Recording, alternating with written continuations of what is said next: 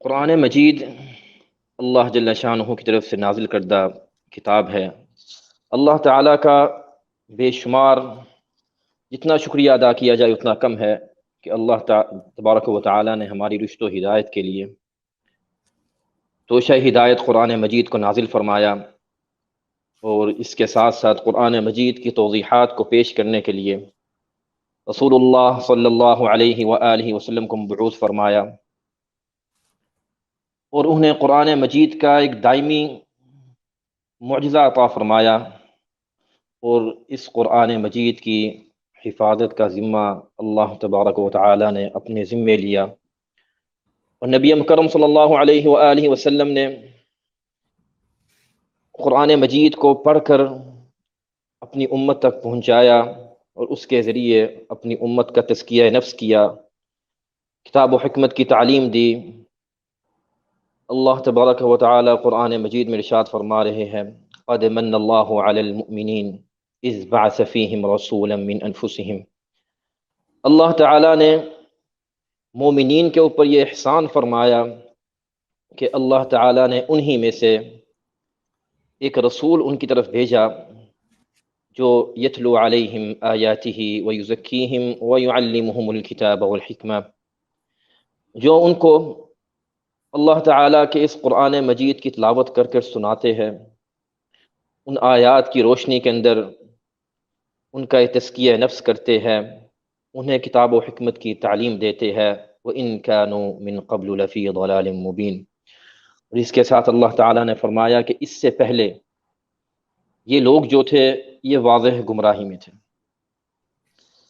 اللہ تعالیٰ قرآن مجید میں ارشاد فرما رہے ہیں: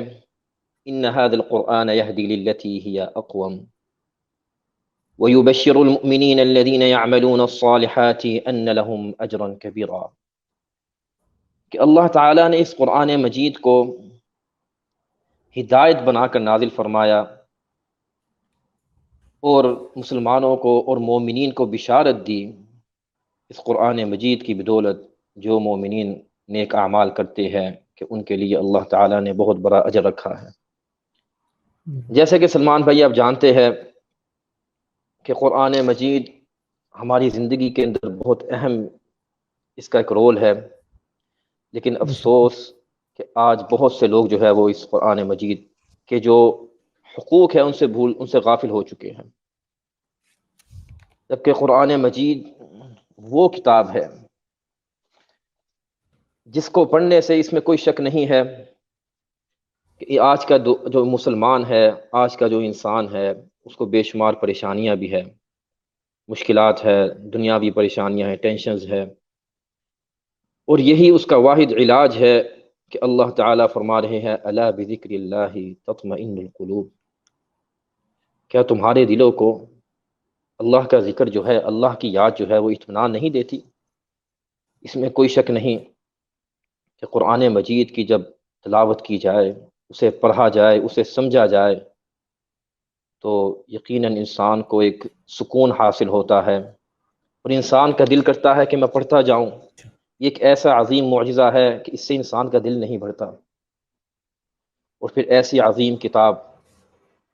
کہ جس کو پڑھنے سے، جس کے ایک حرف کو پڑھنے پر اللہ تعالیٰ نے 10 نیکیاں رکھی ہے۔ رسول اللہ صلی اللہ علیہ وآلہ وسلم نے فرمایا، عبداللہ ابن مسعود رضی اللہ تعالی عنہ روایت کرتے ہیں: من قرأ حرفا من کتاب اللہ فلہ بحسنہ۔ جو شخص کتاب اللہ کا ایک حرف پڑھتا ہے اس کے لیے نیکیاں ہے، والحسنۃ بعشر امثالها، اور اس نیکی کا جو بدلہ ہے وہ اللہ تعالیٰ اسے بڑھا کر 10 گنا کر دیتے ہیں۔ اور آگے فرمایا: لا اقول الف لام میم حرف، یہ نہ کہو کہ الف لام میم ایک حرف ہے، بلکہ ولیکن الف حرف ولام حرف ومیم حرف، بلکہ الف لام میم کے اندر الف ایک حرف ہے، الف ایک حرف ہے، لام ایک حرف ہے، اور میم ایک حرف ہے، یعنی کہ اس الف لام میم پڑھنے سے انسان کو 30 نیکیاں جو ہے وہ مل جاتی ہیں انشاءاللہ۔ اور اسی طرح جیسے کہ ہمیں معلوم ہے کہ دین اسلام کے اندر حسد کرنا یہ منع ہے، اس سے آپ صلی اللہ علیہ وآلہ وسلم نے منع فرمایا، مگر حدیث کے اندر آتا ہے: لا حسد الا فی اثنتین، دو قسم کے لوگ ایسے ہیں کہ جن کے بارے میں انسان حسد جو ہے اس میں حسد نہیں ہے، انسان رشک کرتا ہے، انسان کی تمنا ہوتی ہے اور وہ جائز ہے۔ رجل آتاہ اللہ القرآن وقام به آناء اللیل، ایسا انسان جسے اللہ تعالیٰ نے قرآن کی دولت سے مالا مال کیا، اس نے قرآن مجید کو یاد کیا، حفظ کیا، اس کو پڑھتا ہے اور راتوں کو قیام کرتا ہے،